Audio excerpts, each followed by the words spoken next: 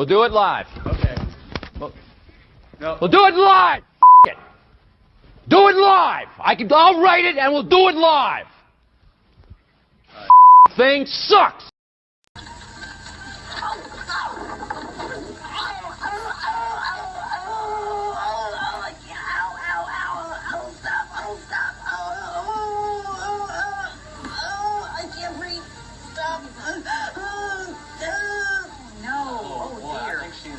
Hurt. No, I think she is. Yeah, she's hurt. She took a hard fall off there. Okay. Gosh, I hope she's okay.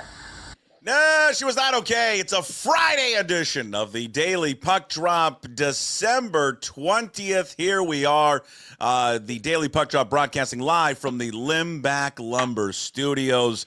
Contractors, we are talking to you. They've got free deliveries, everything from whole house packages to homeowner DIY projects. Maybe you got a project you want to do for Christmas a few days away. Go to Limbach Lumber. They're going to take care of you. They've also got the largest stock moldings in the Northwest, old school service. Why? Because they've been doing it since 1930. Give them a call, 206-782, or visit them at limbachlumber.com. Also, I was talking to the boys yesterday.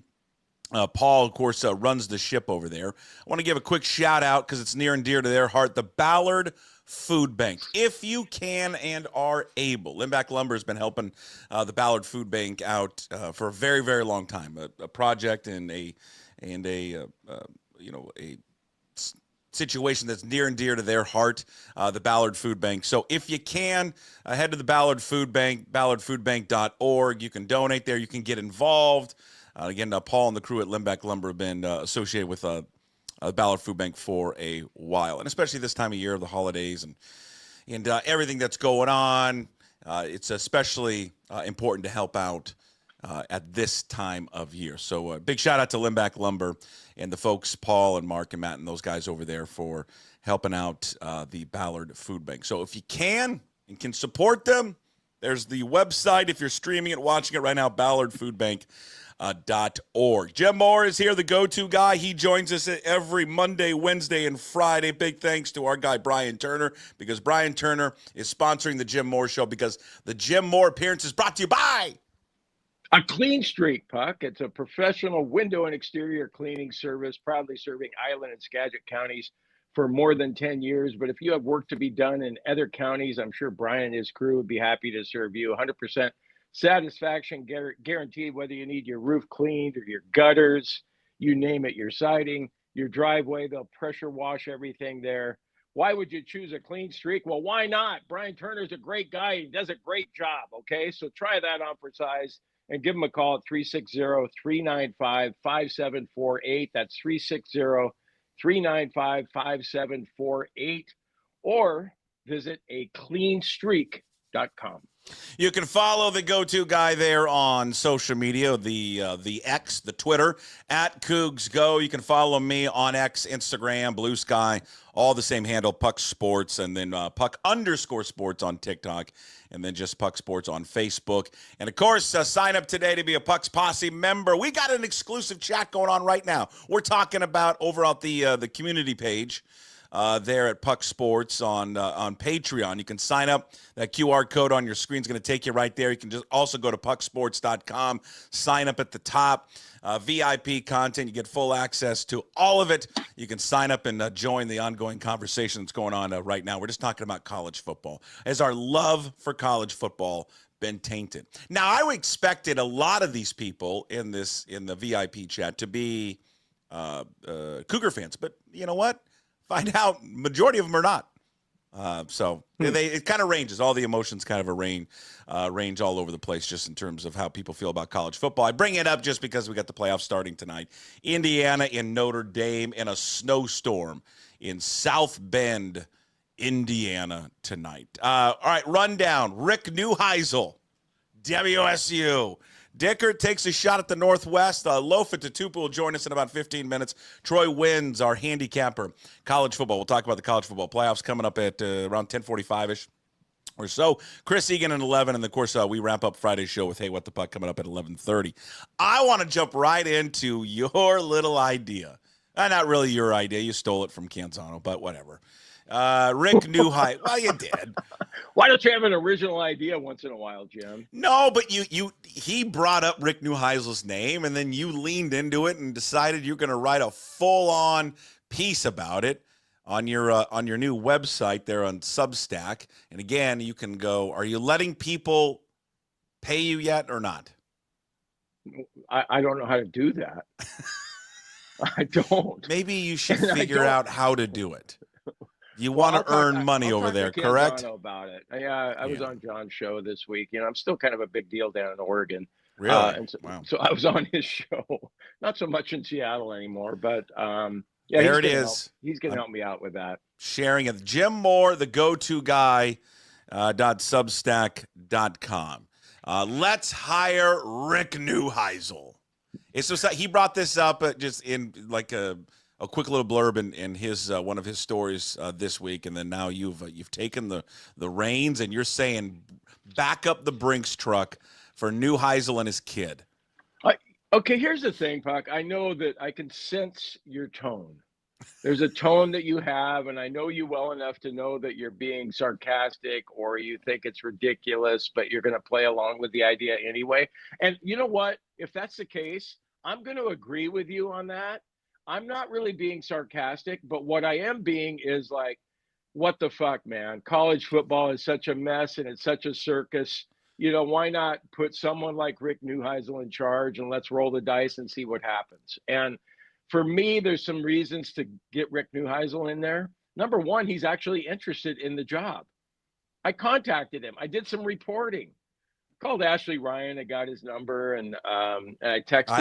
I don't think you're allowed to say that, but okay. Well, now whatever. You got her in trouble. Well, you said finesse the other day. Oh, wait, I don't want to get Ashley in trouble. Now she's going to get called into the office. Why are you talking to those guys? Why are you giving them information? Great. Well, Ashley, maybe Bucky's probably already in that office because I heard him this morning mention the story that I wrote about Neuheisel, which I appreciate, Bucky, if you're listening on your way home. Or wait, yeah, he's off now, isn't he? Yeah, because Greg Bell's talking right now. This could be a closed door meeting for all of those involved. All right, make your. Anyway, okay. So I said to Neuheisel, I go, what do you think, man? I mean, Canzano mentioned it in his column. Would you be interested in the job? And he said, I'm very intrigued. I've always admired the Cougars. And I thought, I'll follow up, and hey, you know what? Why don't you come in for a while? You're 63 years old. Your son Jerry's coaching tight ends down there at UCLA. This could be a football version of what happened with Dick and Tony Bennett at Washington State. And that seemed to work out pretty well. What do you think of that? And he said, I like the thought, but I've always been a romantic. So Rick Neuhiesel, I think if Ann McCoy gave him a call, I think he would take the call. And I mean, the guy, you've seen him. We've all seen him. Nobody works the room better than Rick Neuhiesel. And he's had success. We saw him at Washington. They were number 3 in the country one year. They beat Purdue in the Rose Bowl. So he's got a track record of success. And the state of college football right now, I know that there's some great candidates. I've written them all down. I mean, a lot of them I haven't heard of, but that doesn't mean they're not good. They're probably great. How do you know they're great? Well, I assume they must be. I assume they must be. They got a lot of great candidates, but I don't know who they are. But most all of them are going to come in for a couple years and then, do well or whatever, or do shitty and get fired, or do well and then move on. Well, Neuheisel will be his final challenge in the Rick Neuheisel career, and then he could hand it off to Jerry, his kid, in 2 or 3 years. It all makes sense to me, and I think we'd all have fun at the same time with Neuheisel there in the Palouse. You just want it because he flipped off Hugh Millen in a courtroom. That's the only reason you want Neuheisel hired. No, wasn't it? It was his sister. Maybe I think I got that. I got that wrong in the Substack. Okay. Yeah, Neuheisel's sister flipped off Millen. Okay. Yeah, that was one of my highlights. So that was, remember that, the Kent courtroom, Neuheisel, his cell phone going off when he was on the witness stand, and it was just a beautiful thing. I swear to God, Puck, and I was there. He was a little slightly embarrassed, that his phone was going off when he's on the witness stand, but he reached down in his pocket, and I think he actually looked down to see who was calling before he turned it off. Probably was his bookie. And this is a guy, and I appreciate this too, because I just got to call him this job at the PI when he came to town. He incurred his first NCAA violation before he even coached a game at Washington. So that was a beautiful What was it? too. Do you remember what it was? Something he paid a high schooler a visit in a time when he wasn't able to do that. Yeah. I don't think it's a time to listen. Whatever. Throw everything against the wall. I mean, he's been out of coaching for when did he last coach? 2011? Yeah, I think you're right. Yeah, UCLA. That didn't end too well. Been a long time. My just counter to it would just be it's been a long time. He's been out of coaching for a while. I don't know why he would want to do it. Number one. I mean, it's just why? Why would you want to put yourself through this? It's a storm right now. You don't get any time off. You don't get any sleep. He has the best job in the world, man. He gets to go on TV every week, talk for an hour about football, and be like, okay, I'm done. Do a couple of radio hits every week. Probably makes, I don't know what do you think? You think he makes like $750 to $1 million, maybe? Yeah, sure. I mean, he would. Here, Rick, if you're watching or listening, you'd be a fool to do it. You would be you'd be miserable. Why? Be miserable because the job is so different now. He wouldn't last He's a the kind year. of guy that would embrace that, though. Like he wouldn't last Bennett, a year. I understand why Tony Bennett quit. Yeah, but guys like Jay Wright. I mean, guys that quit that don't want to deal with the NIL and all the shenanigans. He wouldn't want to deal with it. He's perfect for that crap. He wouldn't want to deal with it, Jim. It's 24 hours a day. There's no time off. He's 63 years old. It's just, I mean, it's. Hey, I mean, why not? He'd be a great interview. He'd be great on the press conferences and all that. In terms of coaching and all that, I don't know. I mean, the two stops that he had the most success with, I mean, he won with other coaches' players. He didn't actually ever recruit any of them. I appreciate the fact that you're leading your podcast with this supposed story, though. I think it's great to talk about. I think I would love Rick Neuhiesel. I'd love Neuheisel to be the czar, the CEO of college football, because it needs one. I'd love for him to do that. I don't think as much. Oh, I'm intrigued and I'm romantic about it, and he would do it. Let's say if he were truly interested in the job, like really wanted it. He would be doing it so he can hand it off to his kid, right? Right. Well, okay, think about that. Well, I have no idea. Is this kid a good coach? I have no idea. Zero clue. Maybe not. But just, fast forward 25 years in your life. And if somebody offered you a job somewhere and said, hey, we want to give Owen the job later on when you retire. Yeah. And if Owen said to you, Dad, I've always wanted to coach, be a head coach somewhere. Wouldn't that be a little tug at the heartstrings? Well, of course it would be a tug at the heartstrings. Absolutely. Yeah, I don't know. What does Jerry Neuheisel even do? Look what Belichick's doing. That's the other reason why I brought this up. I mean, a month ago, if you'd said, hey, I think Bill Belichick would like to coach at North Carolina, you'd be God, no way. And now, bringing up Neuheisel and Pullman, no way. But if Belichick went to Chapel Hill, Rick Neuhiesel could go to Pullman, and I did some reporting and found out that he's intrigued with it. Okay. It's not like he dismissed it. So I'm gonna ride with this thing. All right. I want one last scoop in my career. Let it be your thing. Hell, if he gets the job, then you were the one that was on it first. Rick Neuhiesel, Pullman. Yeah, and then people would be like, God, Jim Moore still got it at 67. He's got that reporter chops going. Put the percentage of put the odds and percentages that it actually happens. 5%. Okay, I was going to say 1. But I'm writing for the sake of clicks, man. Come on. Well, of course. I mean, it's the reason I brought it up, so people will watch it and listen to it. I mean, you're bringing it up on your podcast, hoping you get more views. Of course. Yeah, I love the idea. I love the idea. That's what's so funny, like people will write clickbait. Hey, it's clickbait. It's supposed to be clickbait. You know what I did for 30 years at the PI? I was trying to write stories that people would want to read. I know. That was the old form version of clickbait back then. You put a headline on a story and you're going, please read what I'm writing. Exactly. I just love that's just clickbait. You want people to read the story. Like the headline, for the most part, never truly matches whatever the story is going to be, or the video, or the podcast that you're going to listen to. I mean, there's a little embellishing going on. You need someone to go, oh, okay, I've got to get that. Like later today, I'll do bold breaking Rick Neuhiesel Wazoo. Yeah. Just to get people to go, oh my God, Rick Neuheisel's coming to Wazoo. No, it's Jim Moore on 3 Jack Daniels decided to, hey, let's hire Rick Neuheisel. Yeah, Jim Walden contacted me about. Oh wait, it was something else. Oh, I wrote something for Coug Fan. Wrote a Jim Walden wants the job too. Hey, I'm all over the place. News Tribune, Coug Fan, Substack. You know, look at you. You're just no. everywhere. Walden gave me a hard time for. I mean, he was, a good hard time about what I wrote for Coug Fan, which was I read what you wrote for Coug Fan. What did he take issue with? He was like, geez, let us all know how you feel. Don't hold back. Or I don't know. It was just like he was. I mean, that's the thing. I mean, Jack Thompson, he wrote a letter to Cougar Nation, saying, hey, we can't wallow. We got to, stand up and fight back and all that. And I agree with Jack.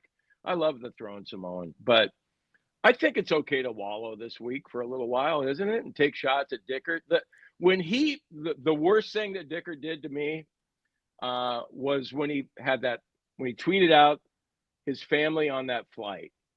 Like, how can you not know that that's the most ridiculous possible thing and stupid that you could do?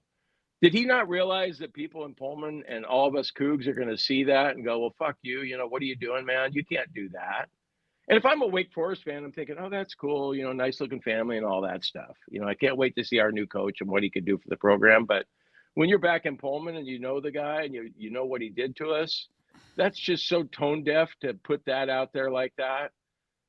Isn't it? I mean, that part really bothered me the most out of everything he did and everything he said. Well, it's just the tone on that private flight. Yeah, the tone deafness of it. I think it just kind of, I mean, it's 2 hours after the news comes out that you're hey, can't wait to see it, Deke fans. He hadn't even sent a goodbye note to the people, the fan base that he just left. I mean, I don't know. Whatever. And then Ryan Leaf getting up on his fucking soapbox. I didn't see what Ryan said, so I don't know. Tweeting out, God, how did we become such a soft and whiny fan base? That's true. Why? Because people are upset about what happened? Yeah, can't we? Isn't it fair to be upset for at least a couple days before we put our bootstraps on? I think you could do whatever you want to do as a fan. I mean, whatever. It's like, if people don't want to be upset, I'm going to play a voicemail later where one guy is not really all that upset about it. And just like, hey man, he wasn't getting help from the Board of Regents, all that stuff. I mean, Jake Dickert didn't write the goodbye note or the farewell note, nor did he post anything on Twitter. That's why he stole the creative guy, that Carson guy. He probably does all that kind of stuff for him. He's got people that do it, but whatever. It's, it's Wake Forest's problem now. They can have them, they can deal with them. I just think I watched that press conference yesterday because it just happened. I just saw it right when I woke up. I saw the note. Oh, he's talking at 10 o'clock Eastern. I'm like, oh shoot. I'll flip it on. How'd that go? I wanted to see what he had to say. He looked like he hadn't slept. He would look rough, real rough. I just think there were two things. One, he essentially took a shot at the collective. Now, maybe some people say he took a shot at the Board of Regents, but he said, hey, I'm coming from a place, he wouldn't name it. I'm coming from a place that just didn't have the resources to retain your roster. And I just think that's unfair to the guys that I know, like Luke and Tim, and who work at the collective, because again, they're not doing the revenue sharing yet with the school, so that's not a part of it yet.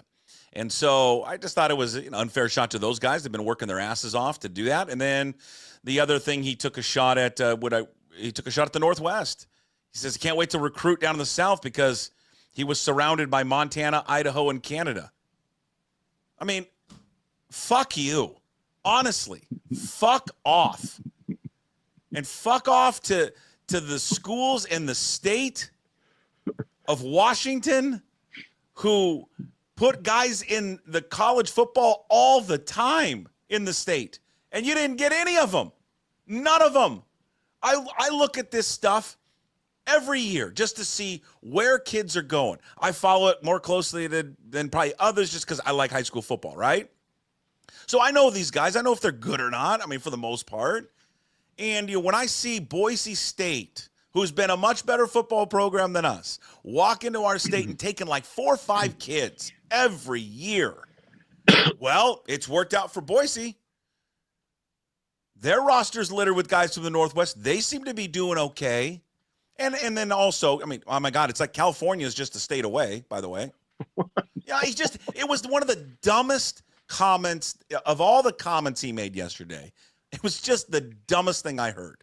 Oh, I'm surrounded by this hotbed of talents. Too bad I didn't have that hotbed of talent around me. That was a middle finger to every high school football coach in this state. Every one of them. I mean, can you imagine him coming back out here?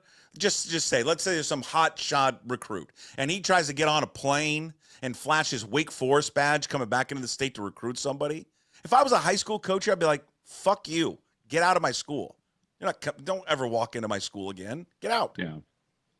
Well, and then, okay. Stupid. So he's in North Carolina.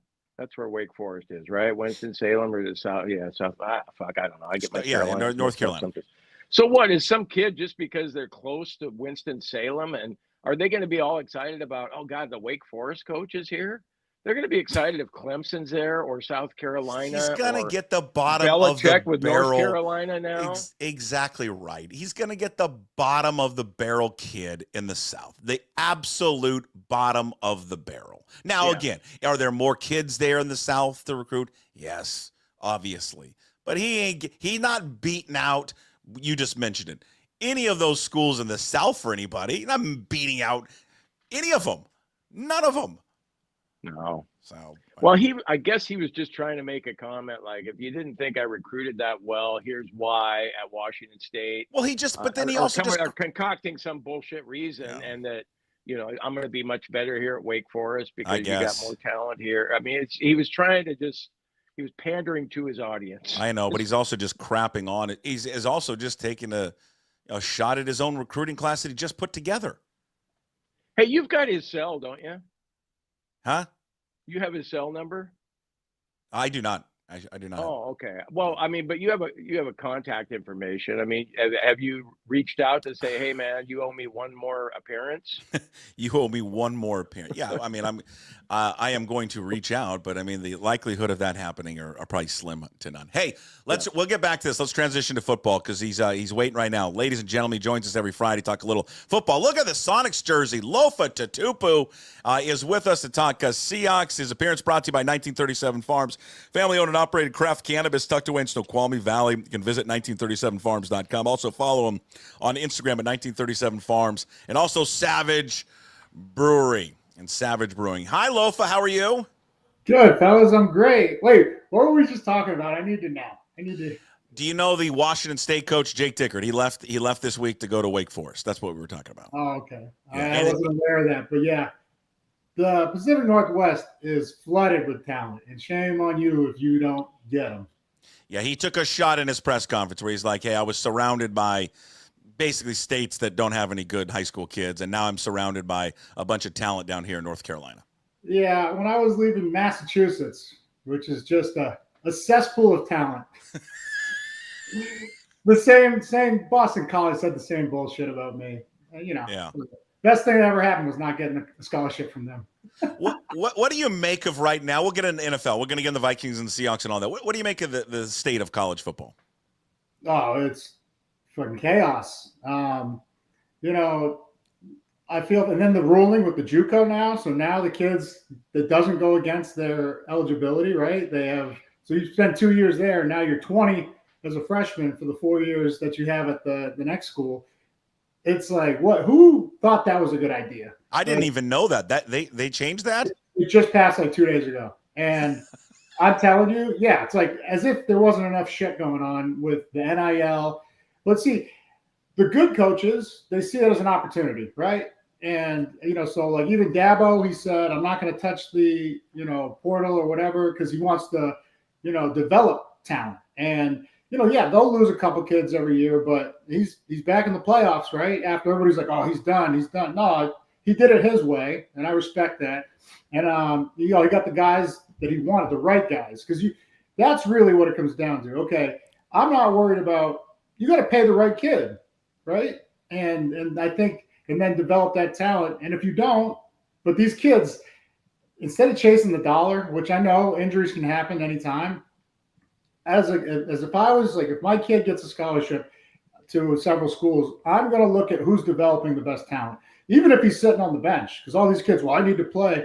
Well, when we were winning championships at SC, you were going and getting more reps in practice against the best competition, out there. So it's better to sit there and wait your turn, like Matt Castle did and made a couple Pro Bowls, than it is to just go somewhere else. Like Clay Matthews, he was a walk-on. He waited his turn.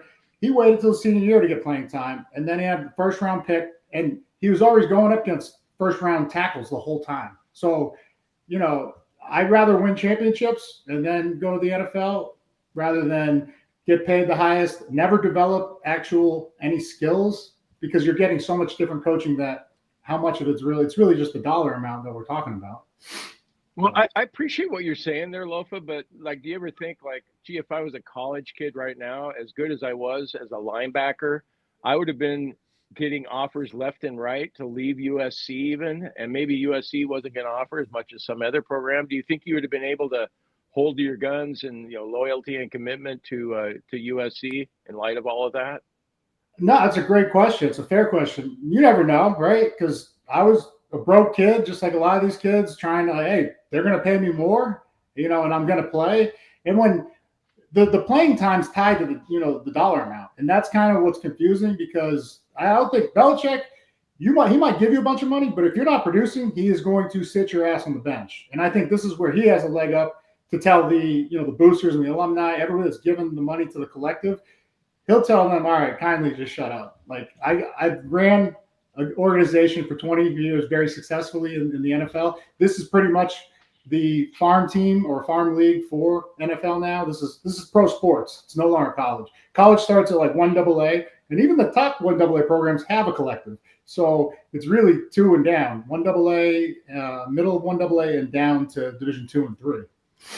Lofa, hey Lofa, I want to just get into the Seahawks and Vikings here for a quick second, and then college football is just a mess. I don't know, honestly, these coaches.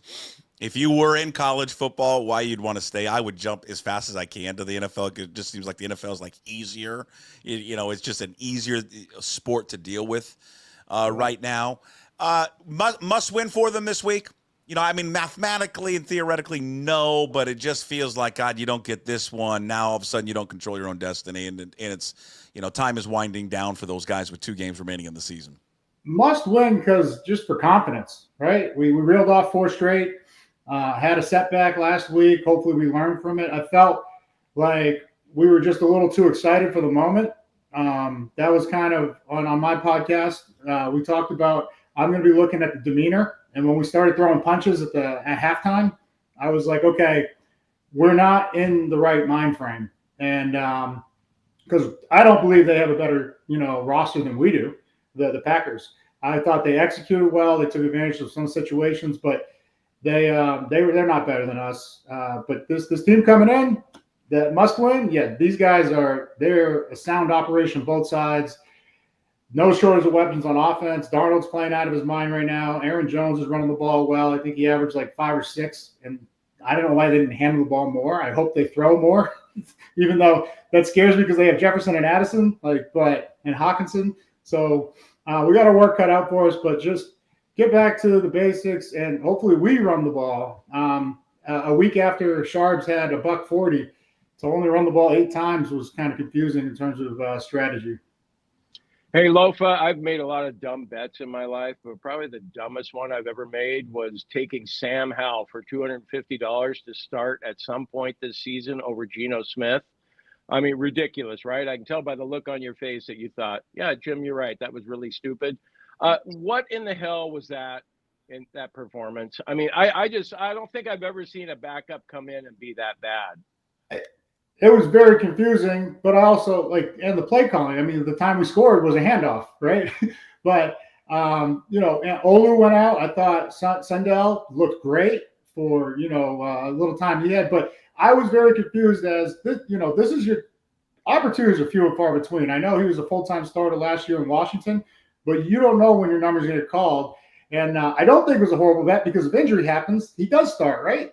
Like you win by proxy or whatever.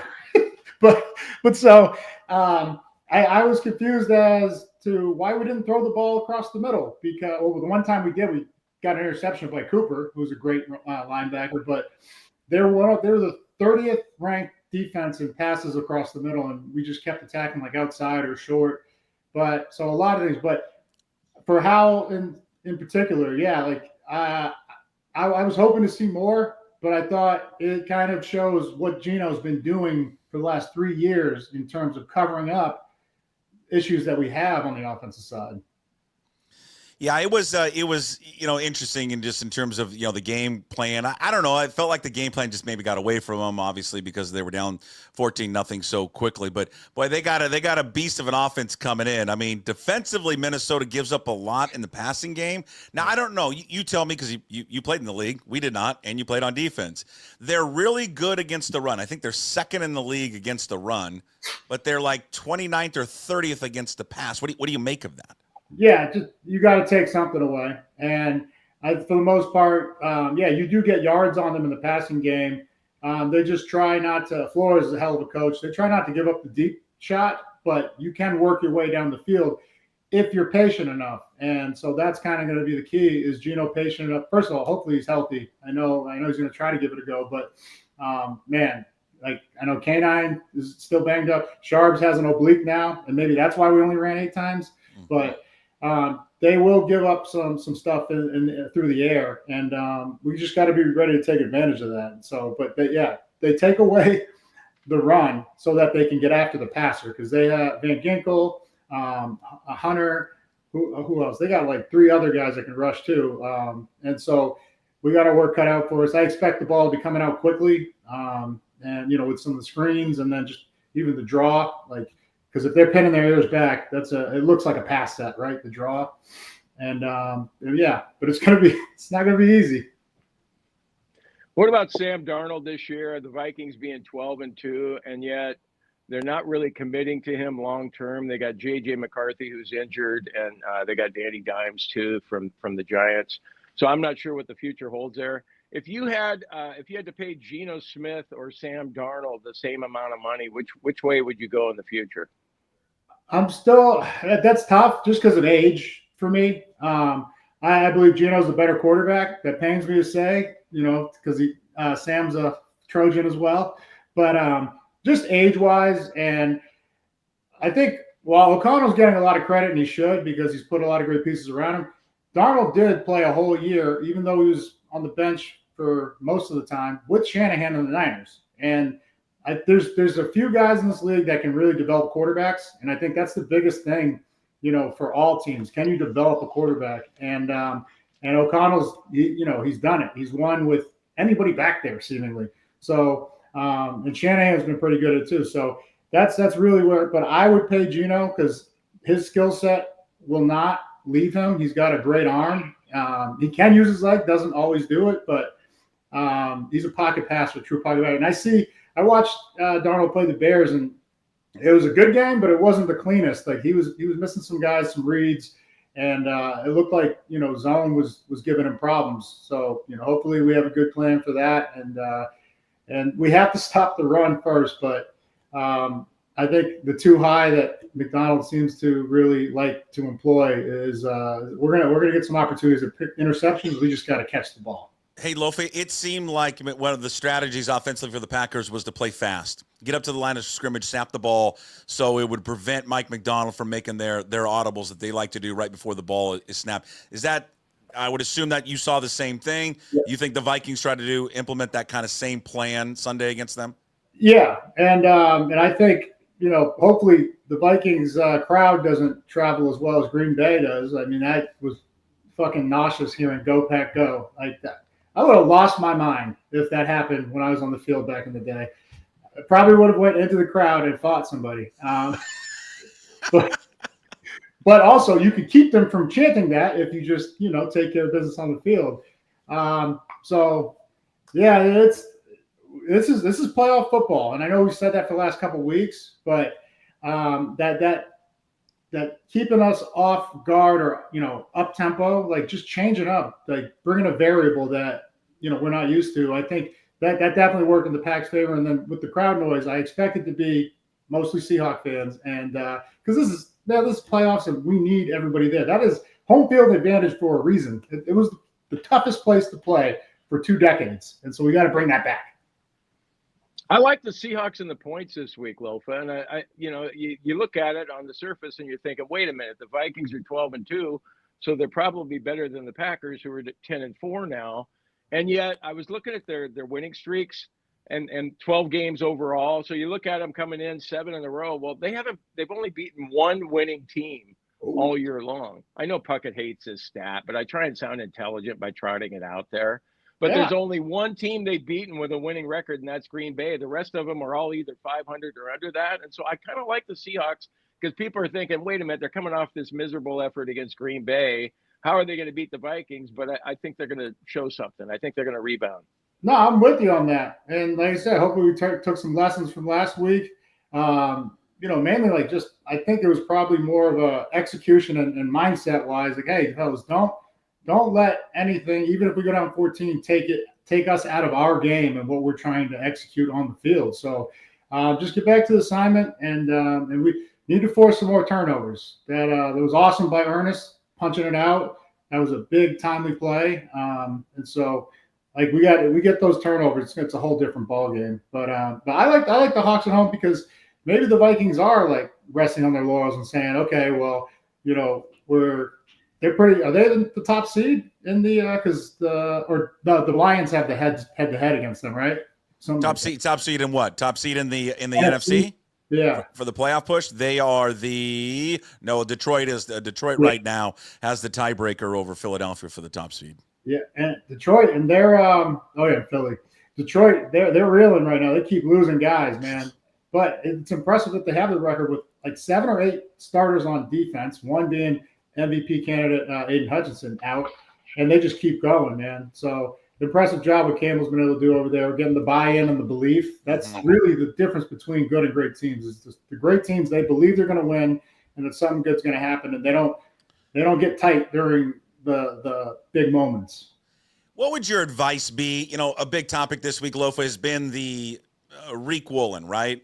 Did not have a good game against Green Bay, and then there's the comments after the game about people like you when you're doing well, they like you and talk about social media. When you play bad, they let you know that you play bad. So it's just this hot and cold, up and down nature, and the fickle nature, I guess, of fans and professional athletes. He's reacted, strongly how he feels. He has been up and down this season. What would you say to him? How would you advise him? 1, his play on the field, but 2, just managing when you hear that type of feedback from people. First, that's why we always used to say, don't read your press clippings, whether good or bad. Just leave that shit alone and focus on the task at hand, which is playing ball. And what would I say to him is, just go back to the basics, the little things. I mean, he was in position on a couple of them and then just didn't finish the play.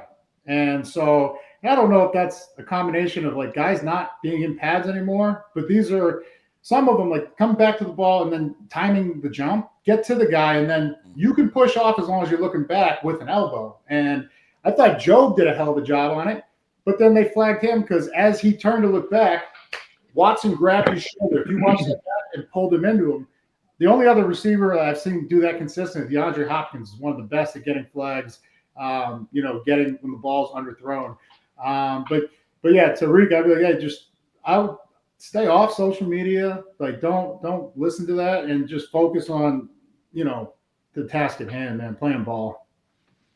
Lofa, the last thing I have for you, going back to the Green Bay game, everybody was talking about, boy, the Packers won the coin toss and they decided to take the ball. And we all know that when you win the coin toss, everybody always defers to the second half. So I was thinking, okay, they wanted to set the tone. They figured their offense, give them the ball and set the tone. They did. I mean, they scored. They just marched down the field with little resistance. I'm wondering, though, as a defensive player, and you're on the sideline and you find out that the other team said, hey, we think we're going to score against these guys. Wouldn't that fire you up even more as a defensive player? I'm sure it did. And this is what I was talking about mindset is it shouldn't matter who gets the ball or what, but whether it was that or them marching down the field and scoring twice, right? We feel like we got in our own way and we stopped thinking about the game and play by play, like that Mamba mentality. Like Pete used to always show videos of great competitors. This is one of the things I love most. So he'd show Michael Jordan, Kobe, a lot of basketball. Pete loved basketball, but he would show Kobe, and Kobe's like, you can't be too here, you can't be too high, you can't be too low, even keel and just in the moment. And you either win or you learn, and then you just go forward to the next play and the next play. And so I don't think we did a really good job of that. And so yes, it's an emotional game, and that's part of how you get ready for the game, but you can't lose your head. You lose your head, your ass don't follow. All right. Hey, listen, last week before you go, we always do the highest performer of the weekend, brought to you by 1937 Farms, family-owned and operated craft cannabis, which is tucked away in the beautiful foothills, Snoqualmie Valley. 1937farms.com is the website. You can also follow them on Instagram at 1937 Farms. None of us had a good one last week. No, I took Gino. He's out. He throws a pick. He gets hurt, so that didn't work. Lofa, you took Julian Love. You said 10 tackles, 2 picks. You got a fumble recovery. Okay, all right. But that's not a pick. I know. Not a pick. And Jim took Chenna Nwosu. Yeah. What'd he do? Well, he didn't have 2 sacks. I know that. Okay, so this week. So who do you got this week? My highest performer is going to be the great Tyler Lockett. Ooh, okay. Yeah. I feel like he has a big game. They pay a lot of attention to the other 2 studs, and Lockett reminds everybody who he is. Okay, Tyler Lockett. Yeah, it's been a little quiet for Tyler Lockett. Jim, you got a highest performer of the weekend? Don't call it's going to be better than Lofa's, I can tell you that. Yeah, Jim's just like, I'm going to be higher than everyone, damn it. I actually have some reasons why I'm picking my high performer. All right, well, who do you got? Give us your reasons. Metcalf.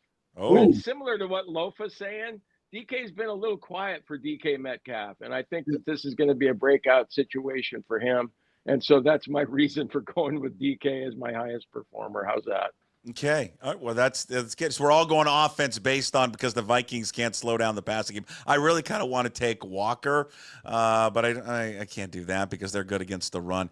Yeah, I'm gonna go with chalky. Give me Ernest Jones. Give me Jones. Give me Jones playing middle linebacker. I think he's gonna come up with a big pick. On a ball that's tipped by Byron Murphy at the line of scrimmage, pick 6 for Ernest Jones. I like that. Huh? How about that? That's a pretty good one. I mean, that's detail right there. Yeah. I can see it. Yeah. You manifested it. And he's going to run into the end zone, and just and when he gets to the end zone, he's going to do a shadow boxing to the pad on the goal line on the goalpost, just like an old number 51 did way back in the day. Kenny Norton, right? Yeah. Well, yeah. God, hey, Lofa, we haven't even asked you since I've been on this show anyway about that game you had at Philadelphia. Do you ever sit there and reminisce about that in an idle moment? No, I don't really remember a whole lot. It was one of those games where I had a torn oblique, so I wasn't supposed to play, but then we get down there. Only time I ever got a flu shot in my life, and I get the flu, like 8 of us. So, I'm ready to throw up before the game and workouts, and then a fan in the stands yells at me because my boys, we always went, me, Leroy Hill, and Julie Pearson always talk shit in the corner to the fans, right? That's how we got pumped up. And some guy just looks over and just yells, "Tatupu, you're not even playing today, you pussy." And I was like, oh, that's it. I was like, I'm playing today. And I'm gonna score a touchdown, I'm going to throw it over your head. And I got knocked out at the 8-yard line and like the 12 in that end zone. But I threw the ball over his head to a Tatupu jersey. But yeah, it was one of those games where I was just out of my mind. I went to get an IV. That's how dehydrated I was before and at halftime. But I had 2 Red Bulls and a half a bottle of Dayquil. That's how I got pumped up to get out there. Jesus. That's a hell of a cocktail right before the game. Yeah. I love it. All right, hey Lofa, enjoy the weekend. Go Hawks, and we'll talk to you next Friday. I appreciate you guys. Take care. There is Lofa Tatupu with us on Fridays. Again, brought to you by 1937 Farms and also Savage Brewing Company. I'm going with Ernest Jones, my highest performer of the weekend. Lofa's going with Tyler Lockett. Jim's going with DK Metcalf. We still got Friday voicemails coming up. Troy, our handicapper, Troy wins coming up here momentarily. Good news for the Seahawks. We talked a little bit about it, but Geno Smith's going to be back. He'll play. Ken Walker back at practice. Charbonnet's been limited there in practice as they face the Vikings coming up there on Sunday. Hey, did you watch the game last night, by the way? I watched bits and pieces of it. Had a family Christmas get-together, an early Christmas get-together last night. God, I love Harbaugh because of just that free kick. The best. The absolute best. I missed that. What happened? Well, do you know the rule? I totally forgot about this rule. So do you know the NFL rule, you can get a free kick on a fair catch. So if the other team punts and you signal a fair catch, wherever you catch the ball, you get a free kick from that spot, a free field goal attempt. Okay. And the rules are you can't rush. You can't rush. It's just a free kick. So Harbaugh knows the rule, has their special teams guy for the Chargers. They practice this apparently every single week. Harbaugh has used it before, used it for the 49ers, I think back in 2013-ish. And Harbaugh was saying, I just love it. It's one of the best rules in football. I always want to use it. So they punted late in the first half with like 7 or 8 seconds left. It might have actually been no time on the clock, but once they got the ball on the fair catch. They fair catch it, and then there's a 15-yard penalty, so it puts them closer to attempt the field goal, which was like 60, how long was it? 63, 64 yards maybe? And he freaking nails it. It's and the guys. So how do they set it up? They just have the holder out there with the kicker and the snapper, or what? It looks just like yes. It's just the no. There's no holder. It's the guy at the excuse me. There's no snapper. No. It looks like a field goal attempt, but there's no line. There's just the holder and the kicker.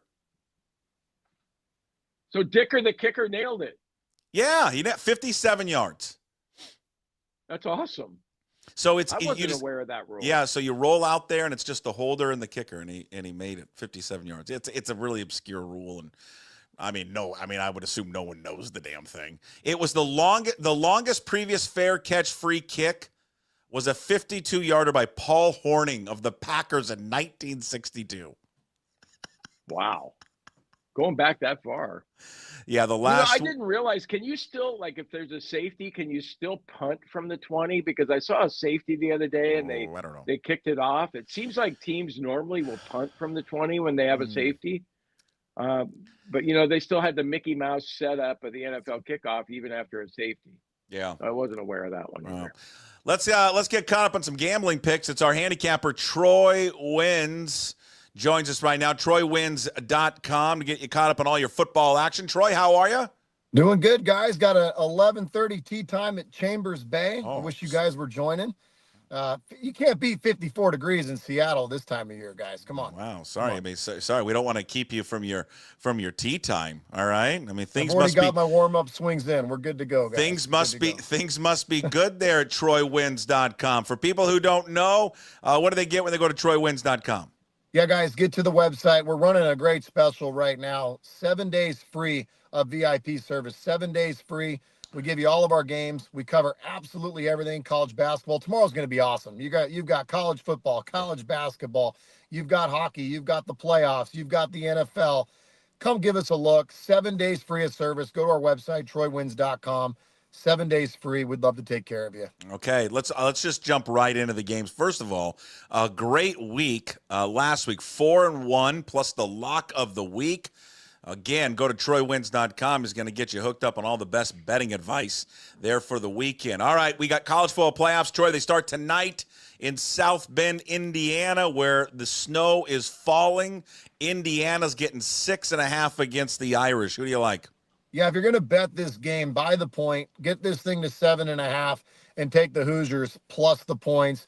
I think the snow actually even helps the Hoosiers more. They've got a good defense. This game's going to be close. I'm excited to watch it. I do think Notre Dame probably prevails 28-24, but if I can get a touchdown and a hook in a playoff game, I like the Hoosiers. This team's for real. They're good on both sides of the ball. They'll keep this game close. Give me the Hoosiers plus 6.5.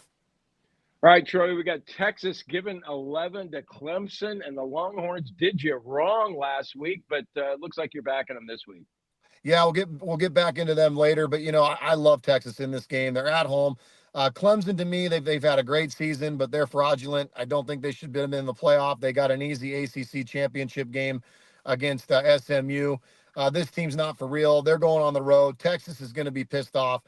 Texas is actually my pick to win the whole thing. I think this team, to me, is the most complete team. They didn't look great against Georgia offensively. They had a lot of things go wrong, but defensively, this team is stout, and they've got the offensive weapons to win it all.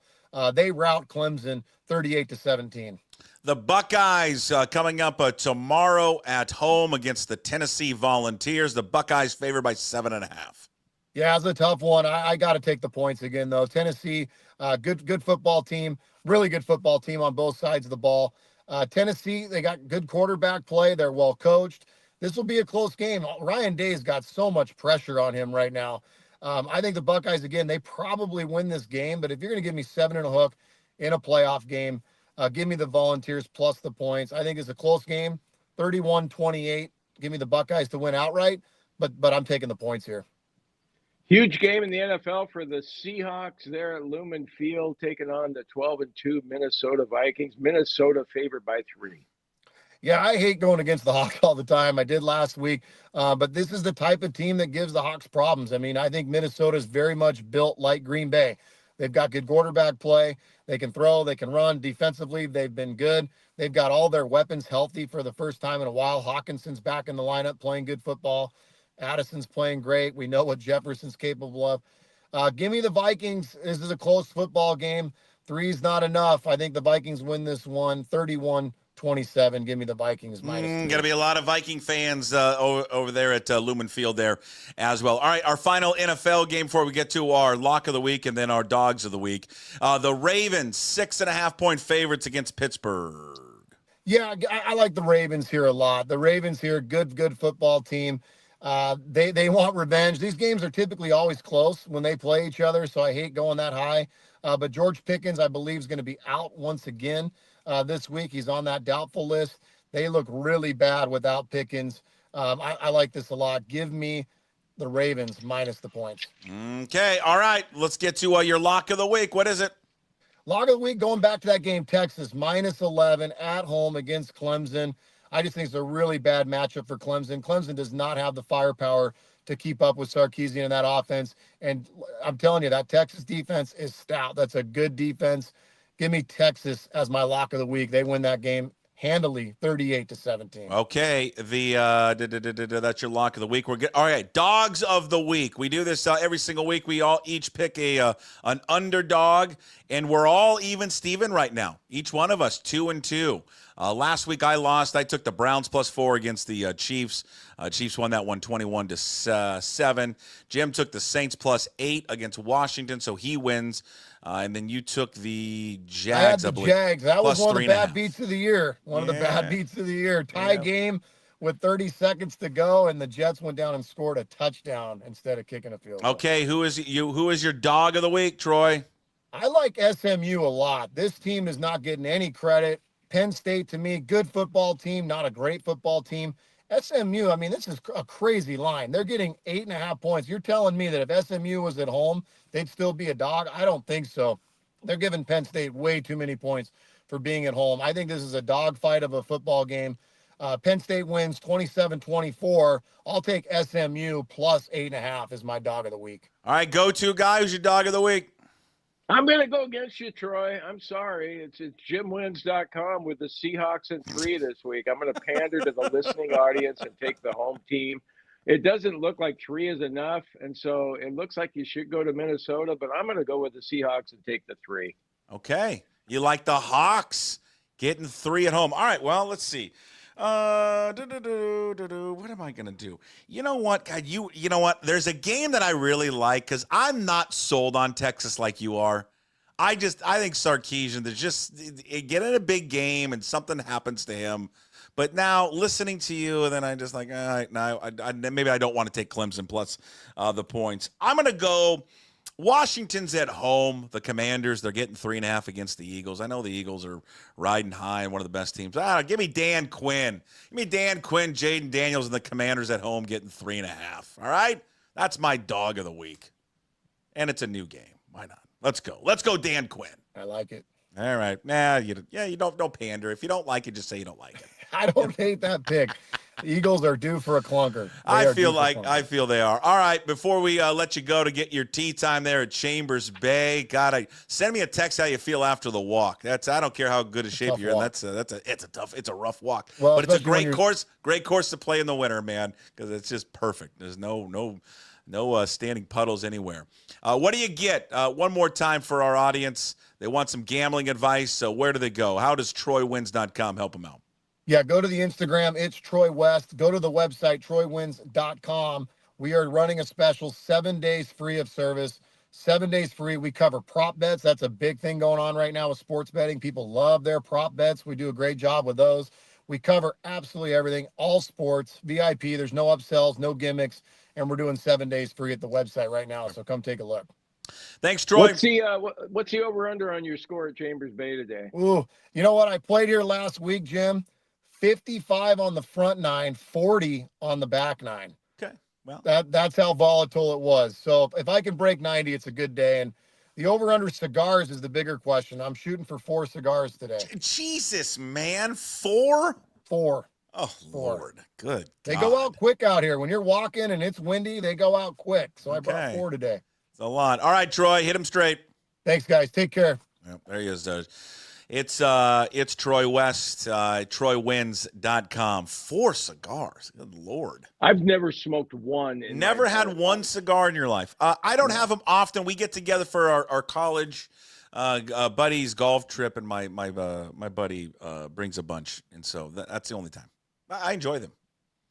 I enjoy them very much. They're fun. I want to go back to Dickert. Remember, you can't recruit in the Northwest before we get to voicemails, and then we say goodbye to you and Chris Egan comes by. There was a great comment in our YouTube chat. By the way, you can always chat there. The chat room is open to YouTube and also on X when we're streaming the show live on those 2 platforms. Robert makes a great point. Yeah, you're right, Robert. Apparently, I'm going to blank on his name. The kid at Ohio State. Obeku, I know that's not how you pronounce his name. I can't remember how you pronounce his name properly right now. You know the kid, the wide receiver at Ohio State. Oh, yeah. Emeka Egbuka. Thank you. God, I had to remember how to properly pronounce it. Emeka Egbuka, who is the outstanding wide receiver at Ohio State. He's like going to be one of the top players, top wide receivers. Yeah, he sucks. JT Tumalau, who is from the state, he sucks. I could go on and on. T. Scott plays there. I could go on. Yeah, I could go on and on about guys that from this state that are real terrible at football. It just goes back to Dickert saying, I'm leaving a place where just, surrounding areas just weren't good for recruiting. It just wasn't good at all. Yeah, no talent. First of all, he named Canada. Then you had Utah. Utah doesn't border our state. So. Oh, speaking of Utah, how about the shocker? Wayshawn Parker has landed at Utah with his running backs coach. You don't say. No, that didn't happen. And then Mateer landed with Arbuckle at Oklahoma. It's almost as if they all were planning it for a month of where they were going to go. Wow. It was probably 5 minutes before kickoff the last game, and they went, hey, Coach, who are we playing today anyway? Wyoming. Okay, we're playing Wyoming today. My God. Who? Jesus. Yeah, I got already looking at the Utah and Oklahoma schedules for 2025. Yeah, I got David Gusta's father's mad at me on social media. Why? Because I posted the 2 clips when he joined the show like a month and a half ago saying he would never transfer. And I posted them on social media after he announced he's transferring. Well, and everybody that knows David Gusta told us that he was a kid of his word, and we really took him at that. And I thought he was going to be somebody different too. Nobody's different, apparently. Well, and I did say this the day after that interview. I said, that's what he says now. Give it a few months, and we'll see. I literally said that. And then I played the clip. Yes, I played the. I played the clip. Gusta say? I played the clip yesterday, and even after, I'm not going to play it right now. I mean, I can, and I just said, hey, whatever. All his coaches left. I didn't say anything bad about him. Just pointing out that he didn't say that he was fully committed to the coaching staff. He said he was fully committed to the school, and then he decided to leave. So I don't know. He's all up in arms and just, how dare you say that about my son? I'm like, okay, it's. Well, yeah, and apparently, whatever. Kyle Williams called Dickert a bitch, and I put that in my Coug fan story, and then he got upset about it. Didn't say he really said that, and so they had to. What do you mean he didn't say that? Was it what did he say? He called Dickert a bitch, and then he apparently said that it was that his account was hacked or something like that. Yeah, I'm sure his social media account was hacked, and he called it because that's what he did. Somebody screenshot him on Instagram or whatever it was on. It was his agent that got to him probably. Oh, said, of hey, course. Man, you can't do that. You can't. I can't remember. Can Kyle Williams play another year? I can't even remember. I don't know. I can't keep up with all this stuff. So maybe he can. I like it when the players call Dickert a bitch and a fraud and a phony and all that because that's what he is. Well, it was funny. Again, the accuracy of it. There was a screenshot of an interaction between Carlos Hernandez and I don't think it was his parents or friends, and saying how Dickert had already tried to reach out to Carlos Hernandez to get him to come. Yeah. Remember, because you can't tamper. Remember he's upset because people were tampering with his kids. But so he wants everyone to be loyal to Washington State while he was here, and then all of a sudden he goes to Wake Forest. And he's like, hey. I mean, just like fish, coming to Washington. They all do it, and we like to think Jake was different, and he's not. No. You know what? I think this week is for me. I'm just I'm done with the personal relationship thing with the players and all that. To me, the moving forward in college athletics, they're widgets. They're all widgets to me. They're nameless players. I'm gonna treat them like how all like these football analysts always treat when they start talking about players. Number 42 or the coaches. Yeah, that 42 is a pretty good middle linebacker. We got to watch out for him because they don't know their names. They don't learn their names. They just learn their numbers. That's all I'm going to do now. Just, 24 is a good running back because it doesn't mean anything anymore. It's all transactional now. The coaches don't care. The players don't care. And I don't think the fans should care anymore. They shouldn't care anymore about the players. They should just care about the school and just find the best players. And then if he can find a better player that can be better than that guy, then go find that player. Just treat it transactional. Don't treat it with any emotion anymore. It would be my advice to fans. Stop doing it because they don't treat it with emotion. So why should you? Yeah. So that's why I didn't respond to David Gusta's father. I'm like, I don't care anymore. I don't care about do whatever you want to do. And your son can go anywhere else. But because you know what? In 10 years, I'll forget David Gusta and I'll forget all these players because I'm just a fan of the school. Yeah. Yeah, I think people are just, they've reached their breaking point, Puck. I heard from a Cougar fan who's had season tickets for 40 years yesterday and said, that's it. I'm done. Buying those, the RV lot, how much they cost there. I don't agree with that. That to me, that's quitting on the program, but whatever. Well, but I understand the sentiment. You're burned out on what's going on in college football, and especially as it pertains to our school. So be burned out on the players, but don't be burned out on the school. Yeah. I don't. I've had enough. I've had enough to the point where I'd be fine if we went to the Big Sky. I know that Jack Thompson and a lot of people aren't going to like that. They don't want to do that, but that wouldn't be so bad going to the Big Sky at this point. It would be. What? You don't like that idea? No, at all? I don't. Not at all. No. Why? Because they're not going to go to the Big Sky. They're redoing the Pac-12. Okay. Well, I mean, part of the reason we all get together and go to these games is to see our old friends and classmates and stuff, and yeah, do we want a winning program? Yeah, but what's it going to cost us to keep sustain a winning program now. I don't know. They got to get it. They got to get their house in order. They got to get a board of regents that wants to spend money. They have to find a head coach that's good, that can come in there and win. They got to pay that head coach. I'm not convinced Ann McCoy, this AD, is the person.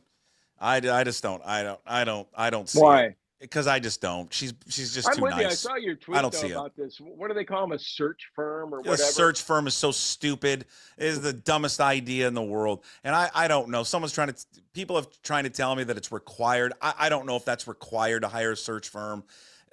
That would be the first I've ever heard of it that's required to hire one. Bill Moose wasn't required to hire a search firm when he got on a plane and landed in Key West to go hire Mike Leach. He was the search firm. You're the AD. You have your list. Know who you're going to hire. Don't have some search firm who's being paid by everyone to funnel their clients to you. They're giving the same names to everybody. Who do you like most on that list? I mean, that's the Montana State guys, the number one guy on the list. Should be absolute number one. Which guy is that? The vegan guy. Brett Vegan? Yeah, he should be the number one. Hey, Jim Mora made some of the lists. No, thanks.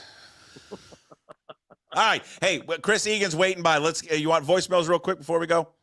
Yeah. I got two of them. We got one who's in support of Jake Dickert, and then Dick Vitale's checked in. Hey, Puck. Love the show. I've been listening for a while. WSU alumni here. What I wanted to say is I wish Jake Dickert luck.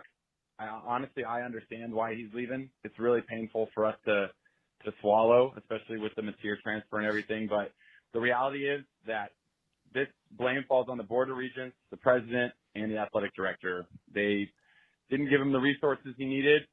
They've created a poor fan experience at games. They botched conference realignment. They screwed up contract negotiations with Dickert. And we don't make the rules. The NCAA does, but it's the school's responsibility to be successful within the rules that are created. And there's issues with having a loser mentality and being okay with being mediocre. All right, winning matters. Winning is fun. Winning drives enrollment, and winning makes money. And until people adopt that mentality, nothing is going to change. I agree with that 100%. What that person said, 100%. And that's why I don't like your idea of jumping down if you go down to the big sky like you want to do, then you're just acknowledging you're done. You're done. You're an absolute done as a program. That's what I want to do, but I'd be okay with it if it happened. Can't do it. Then, okay, that's fine. I'll agree with that, what that guy was saying, but I still don't like the way he departed. Oh, I agree. Oh, no. I agree. He didn't do it the right way. 100% didn't do it the right way. You want to leave, that's fine. You leave a week left, for a bowl game. I mean, I was on that conference call with Ann McCoy and asked her, do you feel betrayed? And I played the clip yesterday. She pauses for 2.5 seconds. Of course she feels betrayed. She says, well, no, I wouldn't characterize as betrayed. Yeah, you do. You got stabbed in the back by the guy. He never gave you a chance to counter the offer. He calls you at 7 o'clock in the morning to tell you he's leaving to go take the Wake Forest job. Never tells you that, hey, I'm talking to Wake Forest, by the way. He just out. Well, that's why I was thinking back when we did the old Crimson podcast when I asked Jamie Vinnick, and I hesitated to ask it because I thought, shit, Jim, it might be a stupid question. But I remember asking him, do you think Dickert wants to come back to coach in Pullman?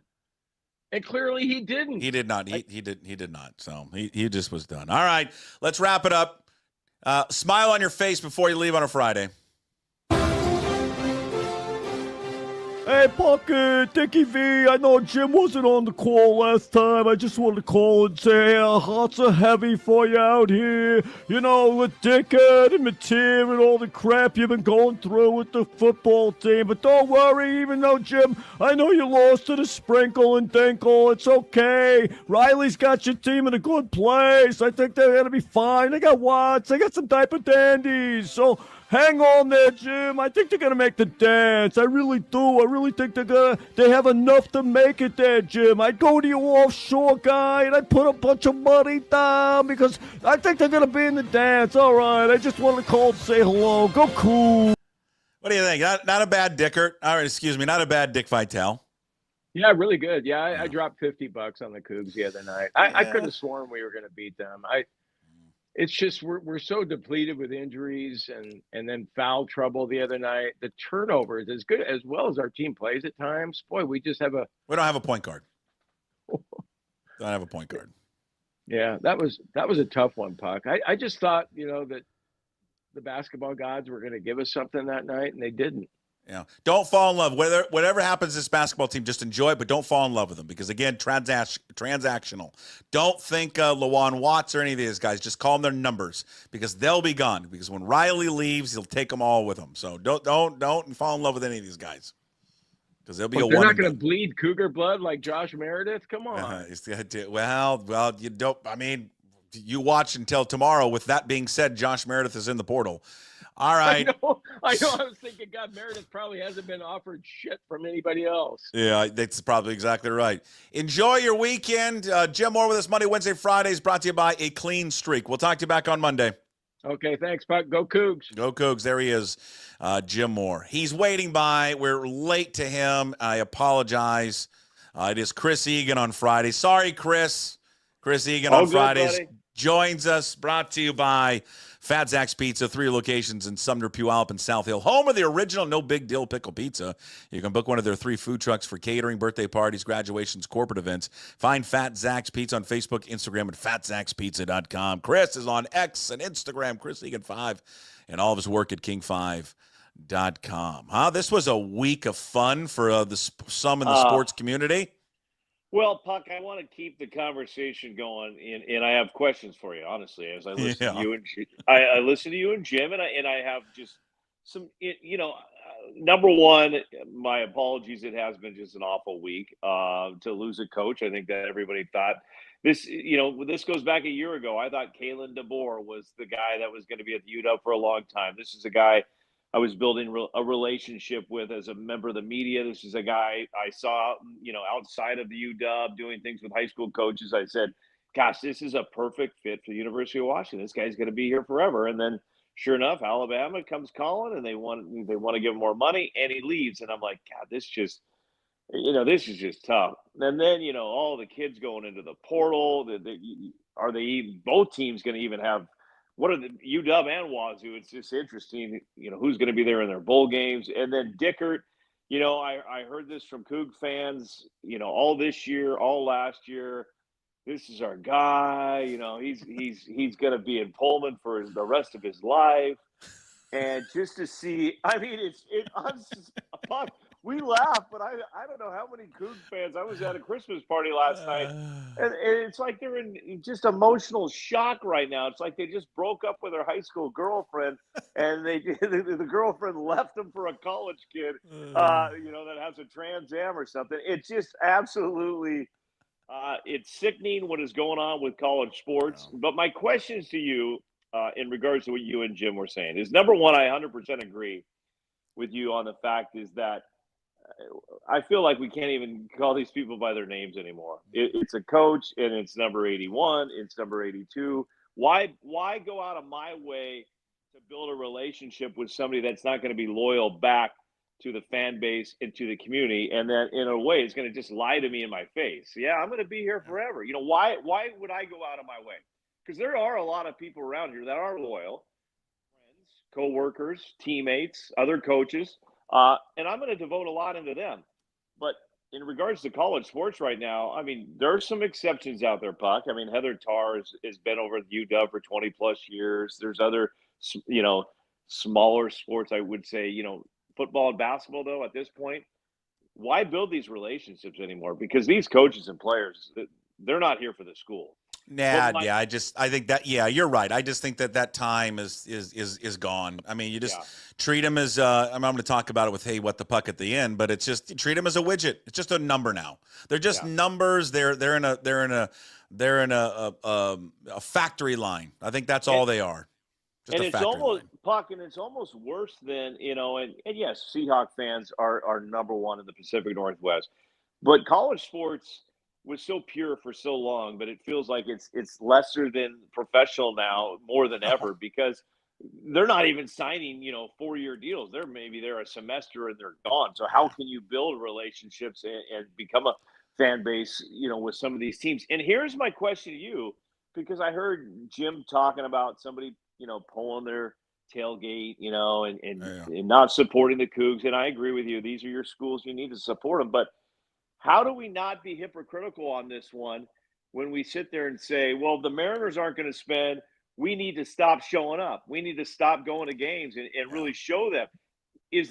What's the difference, honestly, here between college sports now and professional sports? I mean, how do you support these college teams that are just breaking your heart? And it's not Wazoo's fault. It's not UW's fault. It's the NCAA's fault. But yeah, that to me is the difference. It's not. There's nothing in these schools. It's not the fault of the schools for the most part of losing these guys.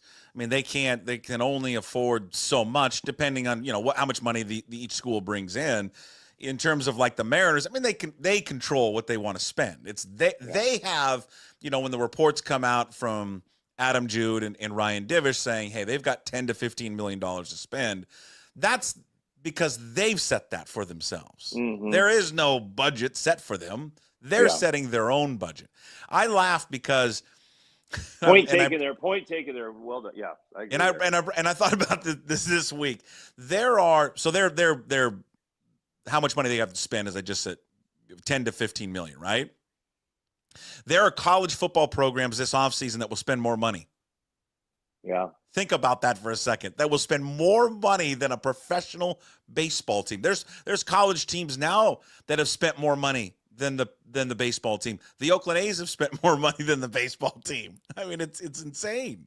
No, and it's just we're watching a slow death of college sports. It's really sad. I mean, it really is sad. I mean, why even turn on some of these bowl games? I mean, yes, the playoffs is going to be fun, but if you're not in one of the playoff games, I mean, I remember the glory days of just New Year's Eve writing all the bowl games down and who you're going to be watching and making bets on them and all excited. And now it's like, you know what? I could care less about a lot of these bowl games anymore. Well, but you know what's crazy about it is I just saw something across Twitter this morning about how College Game Day on ESPN was like the highest rated show ever. And so people are still tuning into it, and I think that maybe we're in a bubble that we don't like it as much anymore, but the rest of the country, because it's becoming professional football, and we know how popular professional football is, and I just think the masses who aren't connected or tied to a school now will be like, oh, I didn't really like college football that much anymore, but now it's more professional than ever. Now I'll have a team. Now my team is Texas, even though I have no affiliation with Texas or Georgia or Alabama or whoever it is. And because we're shrinking it down to a couple of different regions to where that's the only thing that's important anymore. I mean, the TV numbers will come back from this weekend, with tonight's game on, I think it's on ESPN and ABC, and then tomorrow it's on TNT. I think that the numbers will be huge. Yeah. One more point, I think, and I have no data. I have not researched this. I've just heard this, and I heard your caller say it, that, winning drives enrollment. As a parent of two college kids, I would disagree a little bit with that. How much a school costs, what that school provides for your child education-wise is, in my mind, what drives enrollment. You could look at three schools, Boise State, Grand Canyon, and Montana State, which have seen great enrollment from the state of Washington and Oregon because they've cut their costs down and provide an in-state tuition. In my mind, that's what drives enrollment. Nobody's like, oh, how's Montana State doing with their football program? Let's go. No, it's mom and dad sitting down with their kid. What can we afford? What school is best for you? So I just sometimes disagree with that a lot of families are sitting in their living room like, what's the best football program? That's the one we want to send you to. No, but I do think SMU's in the playoffs, and I can guarantee you 95% of the population can't afford to send their kid to SMU right now. That's true, but I do think that like a college football program, it is a window into your school. I think it helps. It helps. It's like high school football. The football team does well. You see that, the school spirits up and all that. Yeah, I think it's nice to have it. I wouldn't use the word drives enrollment. I think it could help enrollment. But I just don't think winning college football programs, you have to have one to, have a stable university. Well, my just an example close to home. So my daughter's a sophomore, and she wants to go into like sports, like marketing and advertising when she goes to college, and she wants to go someplace. It's not massively important because like her college choices kind of range all over the place. But one of the schools that she's like, well, that seems fun because it's a good college environment, and they're always good at all sports. Because she would like to go someplace where they're good at sports. Is Penn State, and she just knows it because of the football team. Sure. Okay. And she sees it and sees, the crowd and all that. She goes, oh, that looks like it would be fun. But she's like, also, but it'd be just so cold. I don't know if I can handle that. Well, yeah. I mean, yeah, to your point, it is kind of fun to be at a program. And I have a nephew at SMU, and he's fired up for Saturday. Their team's in the playoff, and he's wearing his, so it doesn't hurt it. I'll say that. But yes, I agree with you. Hey, go ahead. No, I was transitioning, Puck, because it was fresh in my mind. Tis the season, and last night stumbled into the Egan house, and they were having my wife's family Christmas party. And I have to give a lot of credit here, as we're talking about the Cougs. Wait, time out. Are you not invited to the family Christmas party? Because you make it seem like, hey, I'm just coming home, and all of a sudden, whoa, it's Mel Egan's family Christmas party. Aren't you part of the family? There's a story behind that, Puck. So 3 months ago, I signed up for a big pickleball tournament, like the top 10 players in 50-plus open division were in this Kirkland tournament. My hope was that the pickleball tournament would start at 8. Well, it actually started at 12. And then they usually kind of break them up, so you'd play 4 matches, and if you advance out of that, you'd play in the semifinals, so 3-hour max. Since all the teams were pretty rated equally, they decided that everybody would play each other once. So 9 matches starting at noon. Now we get to the last match. We're 5-3. We have to beat the number 1 seed to advance to the Final Four. It is now like 4:30 p.m. The Egan party starts at 5, and I'm in Kirkland. But the competitor in me says, no, I'm going for this thing. Kids are watching the stats at home. I got to.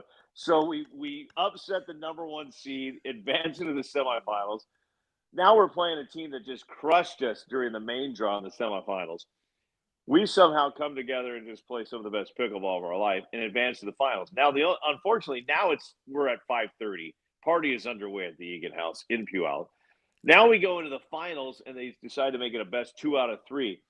It goes the full distance, Puck. It goes 3 games. So played awesome. We ended up losing, took home a silver in a very highly competitive bracket. I'm excited, but now I'm thinking, I text my daughter, I say, can you make sure Mom has enough wine? Because I'm running a little late, and I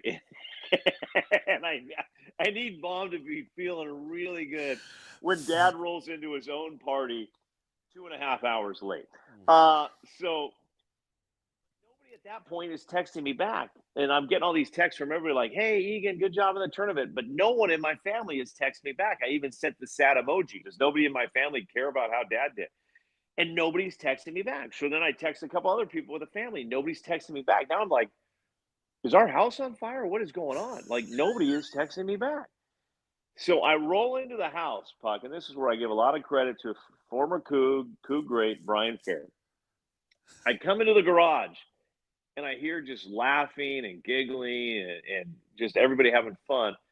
I walk into the kitchen, and there's probably 55 family members just circled around the kitchen.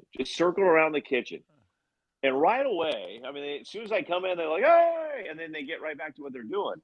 And I'm looking around, and Puck, there's probably 15, 16 kids. Not one kid had a phone out. I didn't see one phone out. And Brian Fair simply said, they got around the table, said, hey, let's just go around, say your name, who you are, what you've been doing. And aren't your family members? Don't you know? Well, that's what you would think, but this is kind of cool. And then it was like people could throw in questions. So there was like questions about, who are you dating now? Tell us about him. Okay. And I thought it was really just pure. And anybody throwing a Christmas party, you know what? You had your meatballs, you had your beanie weenies, but you didn't have any caviar. You didn't have any, fancy champagne or gold plated. We weren't out spending $1,000 at a restaurant. And it was one of the most remarkable moments I've seen because everybody just kind of went around the room and shared something about it. We learned something about some of the old, the young kids were asking the grandparents some questions about the old days. And not one phone puck was out for probably 2.5 hours straight. And I just thought it was, if you're throwing a Christmas party, it may seem cheesy at first, but I'm telling you what, it was pretty cool stuff. And I just kind of sat back and listened, and it was fun. So all right, we'll implement that. I got a Christmas party tonight. We'll implement that. Well, Phones down, and everybody goes around who they're dating. Now, a lot of these people are married, Chris, so it'd be odd. Who are you dating right now? So this is how it'd be like, hey, everybody, I'm Chris Egan. I work at King 5. Hey, Chris. I mean, and everybody knows who you are. And they're like, well, I played in a pickleball tournament today. It went really well. I'm off work for a couple of days. And then people would ask questions and nephews or nieces, hey, who's your favorite interviewer? Or things like that. It was just surprising. It was fun. Okay. So, I'm in. there you go. I'm in. There You've you convinced me. Give it a try. Give it a try, my friend. Was it a late party for you there, the Christmas party? Was it a late one? It went late, and here's the one thing I am realizing with parties. You know what? If people got to go, let them go. Some people are always going to come up with some excuses why they got to go. It's like, fine. That's more, and it went on to the wee hours. So I'm coming off that one. We had the nice Joyce Taylor party last Saturday in Bellevue, which was a very, very high-end Christmas party. We all got a pair of socks when we arrived. Which is because she doesn't want the shoes on in the house. Smart way. That's that's the party I'm going to tonight. Like, bring your own slippers. Yeah, but you know what? Take it up a notch. They should have a pair of slippers waiting for you there. I agree. I agree. So, but it's funny, you talk about Christmas foods, and I put it on the X, and this is my wife. I go, honey, we got to have meatballs at our party. She goes, we don't have to have meatballs. We always do standard. Meatballs. I go, honey, why wouldn't we do meatballs? Put them in the crock pot. Put a little barbecue sauce in there. It's simple. Right. I know my family. Nobody's going to eat them. What item, Puck, do you think went first? Number one. Yeah, meatballs. Everybody's going for the meatballs. Everybody loves a good meatball. Yeah, I need a last second gift for the wife. What do you got? You know what I think, Puck, is try this new trendy store in Bellevue, and I don't even know how to pronounce it. ALO. The women love it. It's ALO. Very trendy athletic wear. It's different from Lululemon, but the ladies love it. And even if you get the wrong outfit, you get a receipt, and it shows you care. It shows you're going out of the box. It shows you're doing something on your own. Always go a size smaller. Yeah, yes, exactly. Go smaller. If you're picking up some Victoria's Secret, go a size bigger. I'm not a small. Oh, I thought you were. That is the great. Yes, never go a size bigger for any. Why did you buy me a shower curtain? Yeah, I like that one. I told my wife to get me a mic for the podcast. We'll see if that comes through. Oh, okay. I'd like to step up my game for the podcast. Yeah, okay. A real microphone. I like that, Puck. I don't think you can go wrong there. I don't know. I think jewelry's too risky. I'm going to be honest with you. Everybody does it. Everybody does jewelry, and I don't like it. I don't like it. Hey, also, go ahead. No, I was just going to say, I just think you go. You know what? You can never go wrong with Costco. Has all these high-tech phone chargers out now. High-tech phone chargers? I mean, nothing screams romantic like a high-tech phone charger. You wrap it up. Okay. Come on, Egan. All right. Well, how about a gift card? How about a gift card to maybe one of the, what I'm talking about, stores? Yeah, I'm in. I'm in for sure. Okay. Yeah. Hey, okay. I did something I know you've probably done this week. Middle school basketball tryouts. I'm coaching the JV and the JVC team, by the way. Oh, boy. Double dipping. Yeah. Wow. Well, no one steps up. Yeah, I know. Everybody wants to complain. Everybody wants to complain and talk about how great their kid is, but you're right. Nobody wants to. But nobody wants to do it. Oh, we're not going to have teams. Well, someone's got to step up and do it. Yeah. So me and Coach Doug, we got Doug and I have been coaching forever together. We're like, we'll do it again, and we just know that we're gonna regret it at the end of the year. But anyways, we had to cut. We never have had to cut kids before. That's a dicey one. That's it. It's just never fun to do that. Well, it's something I've I've had to do, and this would be my words of wisdom on this Yeah. is honestly, it's be honest and be upfront, and that's all you can do. I mean, that's all you're trying to provide them an opportunity, and I think that's all you can do is just be on. And these kids aren't dumb. I talked to the kids. We were in the state soccer tournament last week, the Final Four, and we have 19 kids, and all 19 were there. Only 11 on the field.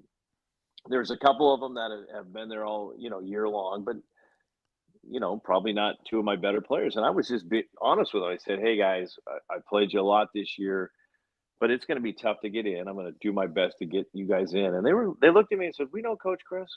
Let's go get the win. Let's go get the win." So I think what you don't want to do is make empty promises you can't make to kids, because these kids, they take what coaches say and run with it. I mean, I had a moment last week, Puck, where I broke down and cried, and I even gave a very short speech.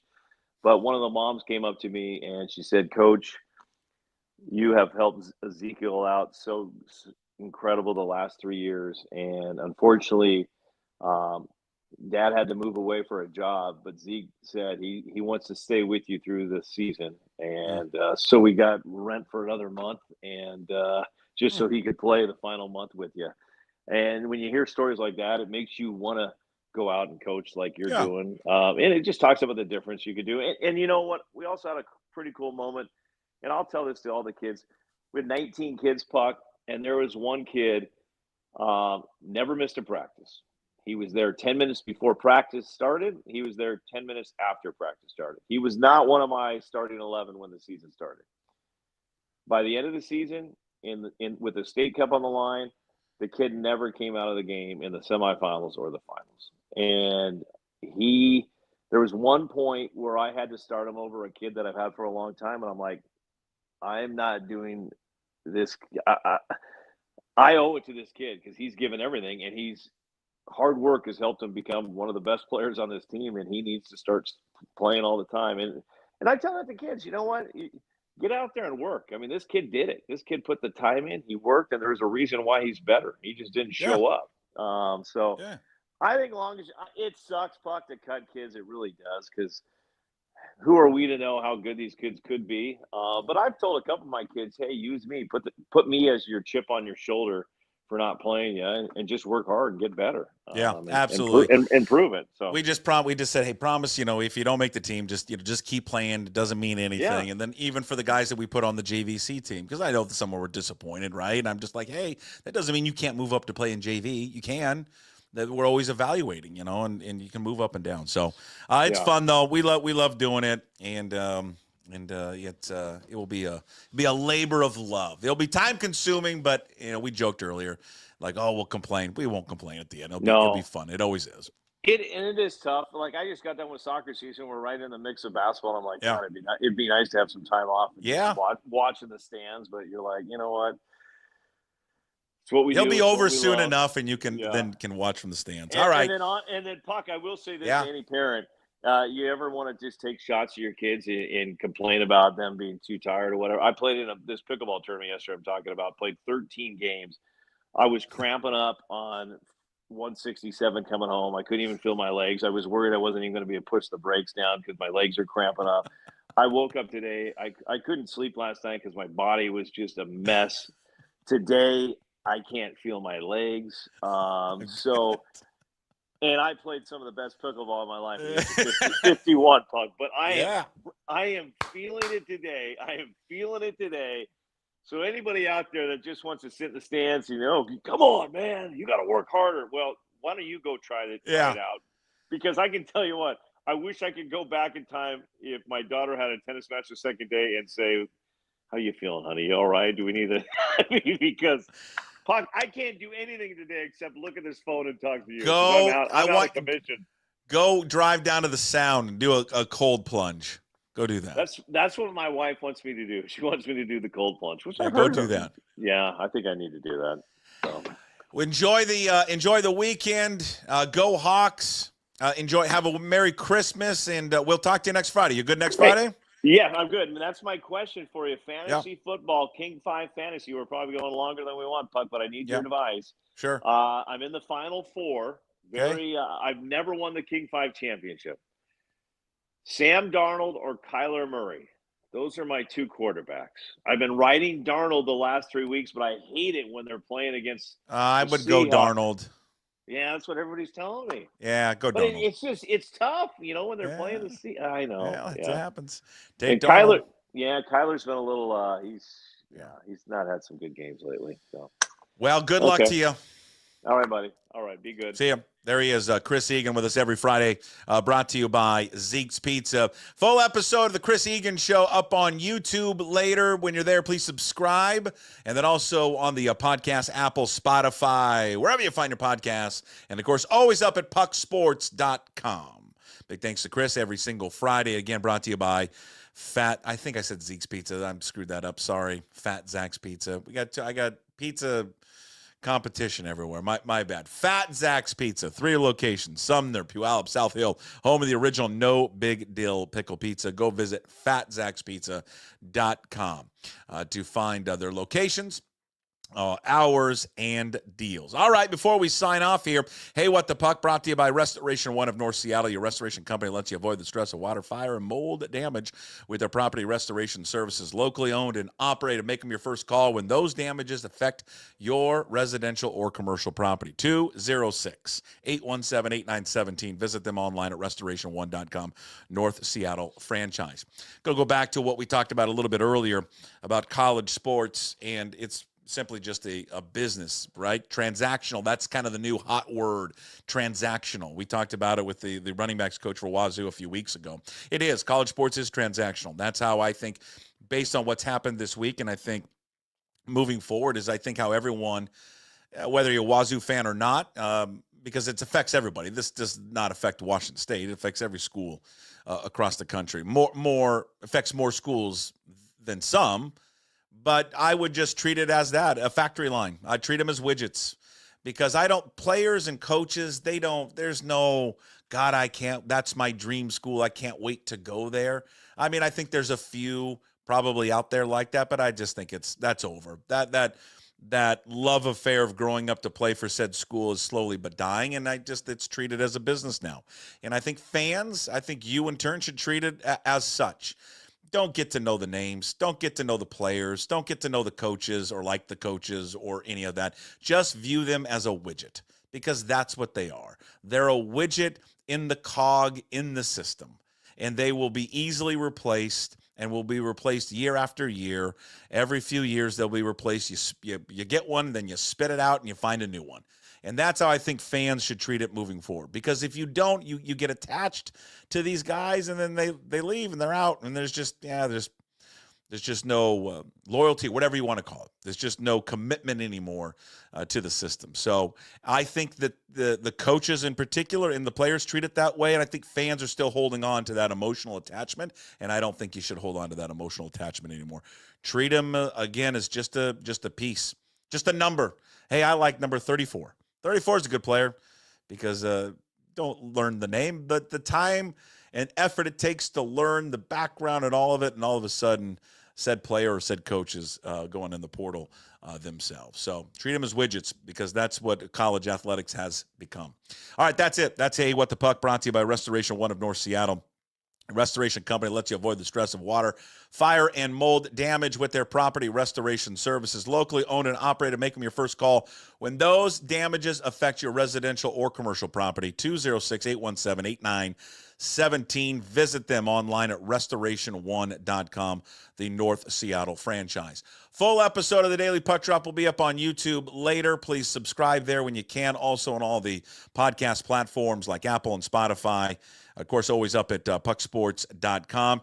And let's see. What else do we got up there? We'll separate everything. Chris Egan will go up there separate there as well for your listening pleasure. Everybody have a wonderful weekend. We'll have an abbreviated schedule next week. We'll be on the air. Monday, Tuesday, Wednesday. No, we got Christmas Eve and Christmas. We'll be back. Thursday and Friday. So 3 shows next week, and then kind of basically the same schedule the following week because of New Year's Eve and New Year's. All right. Have fun watching all the games. We'll see you on Monday. As always, we promise to be better. No dice. Would anybody like to smoke some pot? Yeah. I was born to love you. I was born to lick your face. I was born to rub you. But you were born to rub me first. What do you need my address for? We'd like to send out a mailer. Mother of mercy, I don't speak Japanese!